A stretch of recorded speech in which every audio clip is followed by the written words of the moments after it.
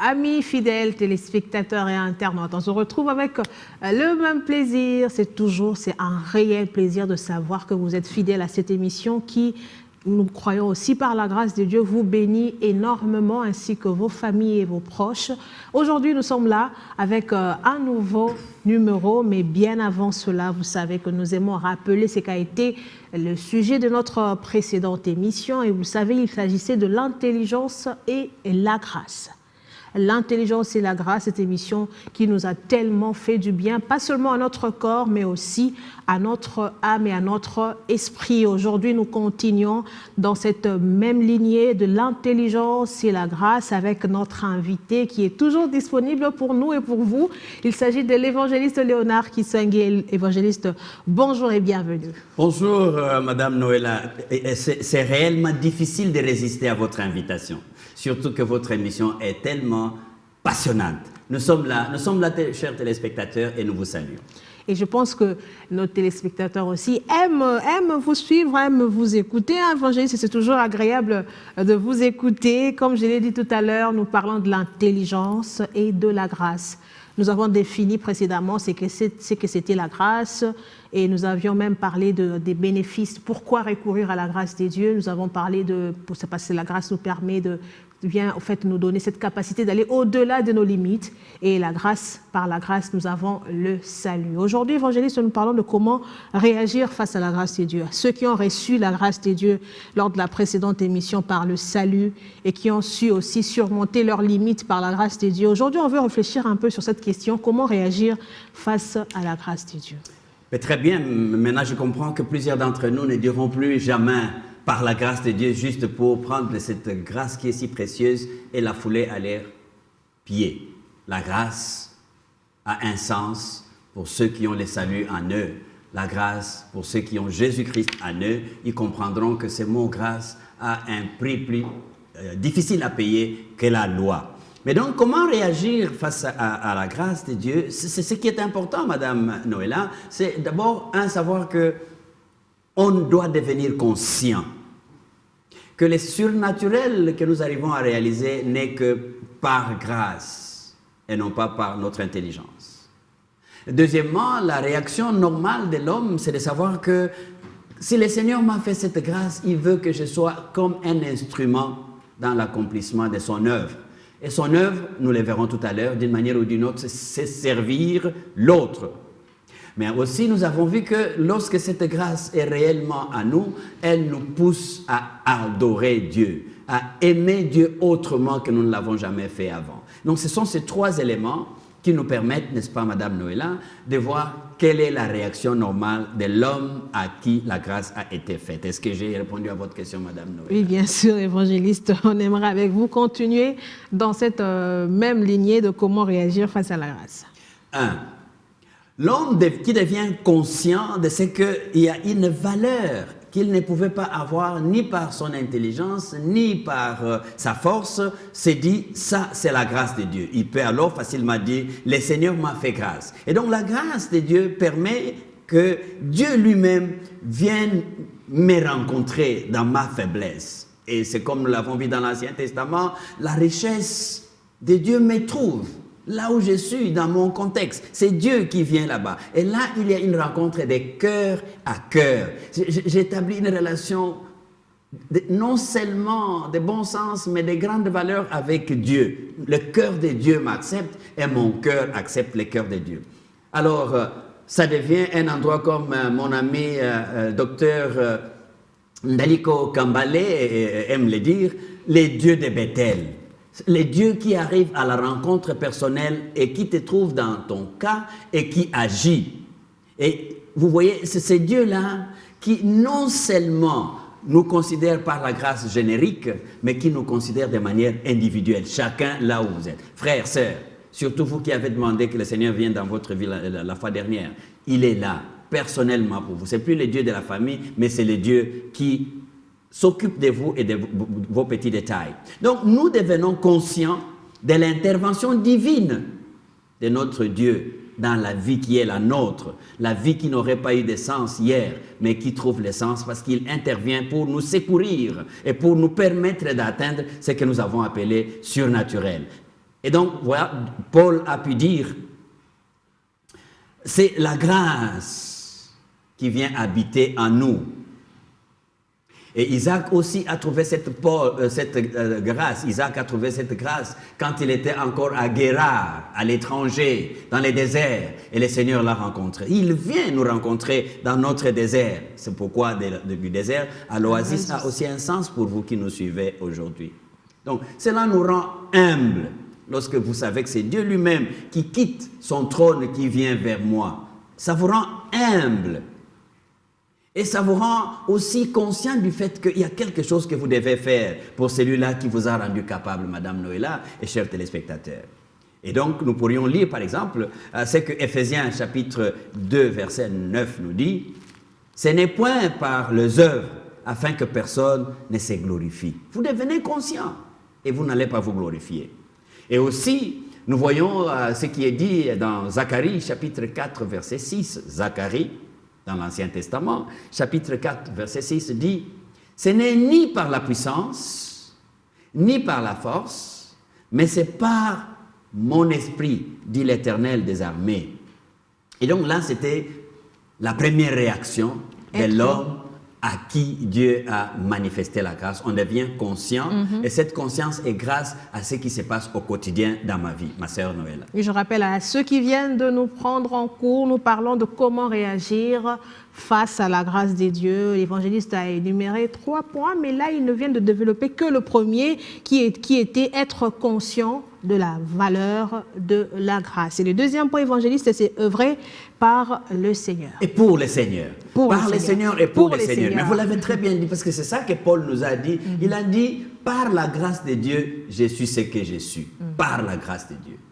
Et j'ai accompli ce que j'ai accompli par la grâce de Dieu et pour Dieu. Et donc, le deuxième élément, la deuxième réaction de l'homme, c'est que quand je me rends conscient et je dis comme Paul qui tombe à terre, qui dit « Qui es-tu Seigneur et que veux-tu que je fasse ?»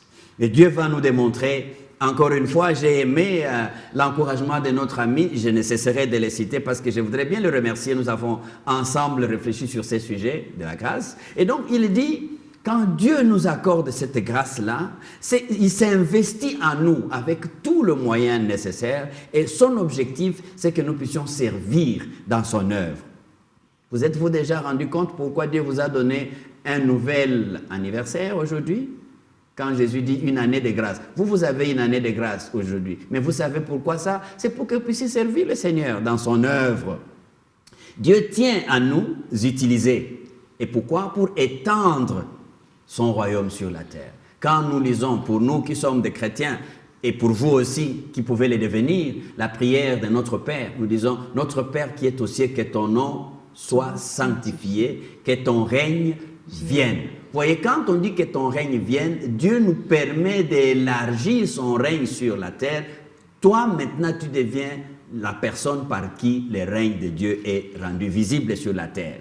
Donc Dieu s'investit en nous pour que nous puissions bâtir son Église, non pas avec des pierres, mais avec des vies. Nous devenons donc des pierres vivantes pour la construction, pour l'édification des vies autour de nous, pour faire arriver la vie abondante au milieu de nous.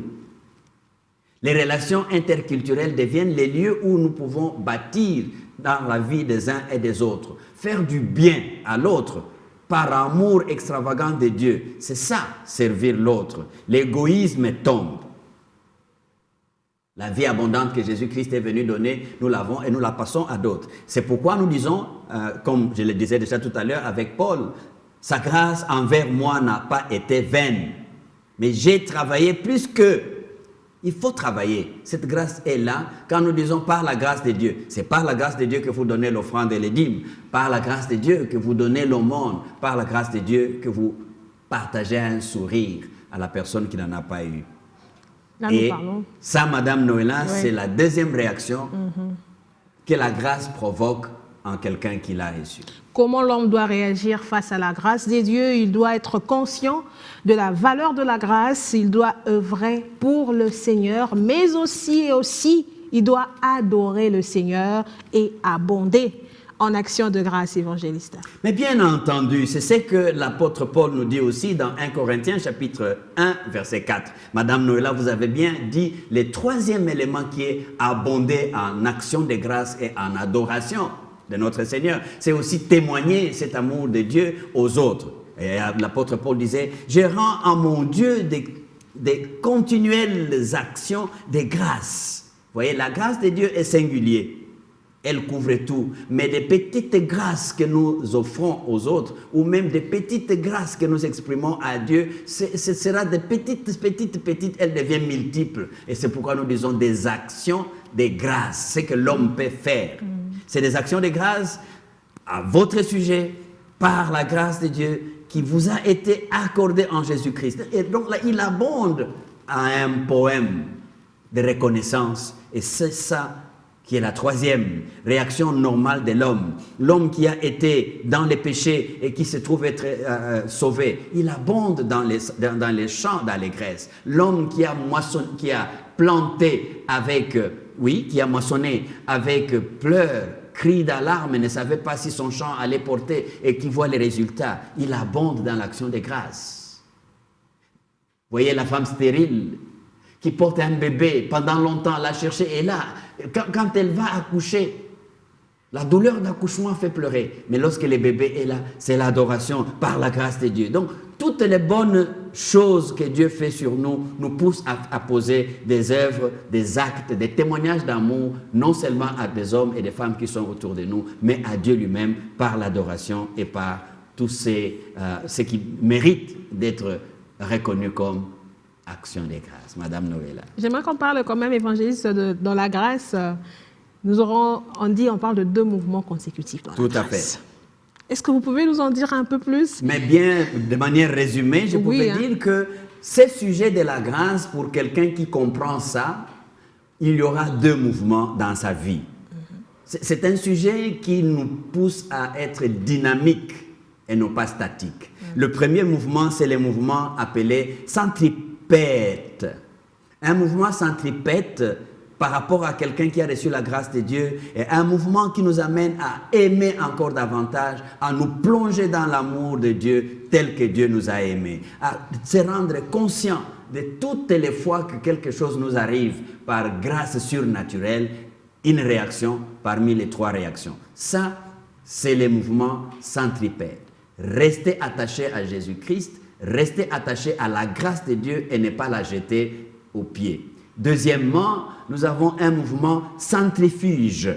Donc, centripète, vous êtes au centre, Jésus-Christ et vous êtes dans votre chambre en priant pour les autres, vous êtes au travail en faisant des efforts pour produire ce que vous pensez être bien, mais le mouvement centrifuge vous dit, ce que vous avez, ce n'est pas juste pour votre consommation individuelle, c'est pour regarder autour de vous ceux qui ont besoin de cette même grâce, parce que vous avez été sauvés par la grâce, vous devez étendre cette grâce. Vous avez été pardonné lorsque vous avez été au centre avec Jésus-Christ, quand vous quittez, et comme lui-même a dit, restez ici, vous recevrez une puissance, le Saint-Esprit survenant sur vous, vous serez mes témoins. Quand on devient témoin de l'amour de Dieu auprès des enfants vulnérables, auprès des filles mères, auprès des personnes qui n'ont pas du pain, à qui vous partagez du pain, alors à ce moment-là, vous faites un mouvement centrifuge. Vous êtes en train d'étendre la valeur de Dieu là où elle n'était pas. Vous êtes en train de faire naître l'espérance et l'espoir dans des vies qui n'avaient pas un sens. Voilà, Madame Noëlla, les 2 mouvements qu'on doit observer dans la personne qui a reçu la grâce de Dieu avec action de grâce. Merci, évangéliste, pour cette matière qui vient toucher notre être intérieur. Ça va au-delà de la chair. Et avec vous, évangéliste, j'aimerais qu'on s'adresse à un homme, à une femme qui est en train de nous suivre, qui aujourd'hui a compris comment réagir face à la grâce de Dieu. Il ou elle a compris qu'il faut être conscient de la valeur de la grâce, œuvrer pour les Seigneurs, mais aussi adorer le Seigneur et abonder en action de grâce. Ils aimeraient aussi, évangélistes, que vous puissiez prier pour eux en guise de mot de conclusion. Avant de prier, j'aimerais quand même que vous disiez un mot pour ces personnes-là. Et après, avec vous, on va prier pour eux, pour qu'eux aussi arrivent à tous les jours de leur vie réagir, savoir comment réagir face à la grâce de Dieu. Toutes les fois que vous aurez dans votre bouche la facilité de dire par la grâce de Dieu, souvenez-vous que c'est une grâce qui ne vous laisse pas oisif. Ne prenez pas cette grâce juste pour un chant. C'est pourquoi je prie avec vous. Père, permets que nous comprenions les kilos, les poids qu'il y a au travers de ta nature révélée à nous par la grâce. Qu'aujourd'hui, ta grâce puisse se manifester auprès d'une personne qui veut encore se considérer dans un mouvement centripète allant vers toi. Et que ceux qui ont déjà été avec toi, qui ont vu ta main, puissent faire le mouvement centrifuge pour répandre ton amour, le parfum de bonne odeur autour d'eux. Et nous y compris. Au nom puissant de notre Seigneur et Sauveur Jésus-Christ, nous avons prié. Amen. Amen, amen, amen, Madame, Monsieur. Merci d'avoir été de cette émission. C'est fini pour aujourd'hui, c'est vrai, mais nos émissions, celles d'aujourd'hui et les précédentes, restent disponibles sur notre chaîne YouTube African Enterprise DRC. Partagez et faites bénéficier aussi à vos proches de cette grâce que vous avez reçue aujourd'hui et que Dieu vous bénisse. On se retrouve très prochainement par la grâce de Dieu.